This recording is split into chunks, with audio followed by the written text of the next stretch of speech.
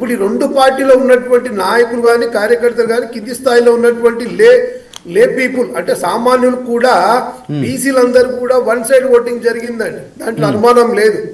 ఎందుకంటే మా ప్రధాన లక్ష్యం ఏంటంటే బీసీకి ఇవ్వడం వల్లనే మాకు కొద్దిగా దాంట్లో బలం చేకూర్చుకుందని మా నమ్మకం. ఇక రెండవది ఏంటంటే నసీర్ అన్న, ఆయన ప్రధానంగా నవీన్ యాదవ్ అనే వ్యక్తి గత 2018 నుండి కూడా ప్రజల్లో నిరంతరం ప్రజల్లోనే ఉంటూ ప్రజా సేవ చేస్తూ ప్రజల కష్ట సుఖాల్లో పాల్గొంటూ ప్రజల్లో ఉన్నటువంటి వ్యక్తి.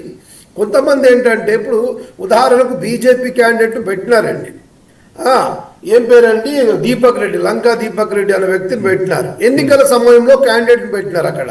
అట్లా కాకుండా నిరంతరం ప్రజల్లో కష్ట సుఖాల్లో వాళ్ళ బాధల్లో వాళ్ళ సుఖాల్లో ఉన్నటువంటి వ్యక్తిని ప్రజలు గుర్తిస్తారు.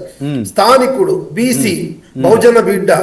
అట్లాగే 2018లో నుండి ఇప్పటి వరకు కంటిన్యూగా ఆయన ఎన్నికల్లో ప్రజాసేవ చేయడానికి ఉన్నటువంటి యవనస్తుడు, యువకుడు, ఉత్సాహపరుడు, ప్రజానాయకుడుగా గుర్తించినట్టు. కాబట్టి కాంగ్రెస్ పార్టీ చేసినటువంటి 2 సంవత్సరాల్లో ఇంకొక విషయం సార్, మీకు బీఆర్ఎస్ సంబంధించినటువంటి స్పోక్స్ పర్సన్ ఎవరు రానట్టురు.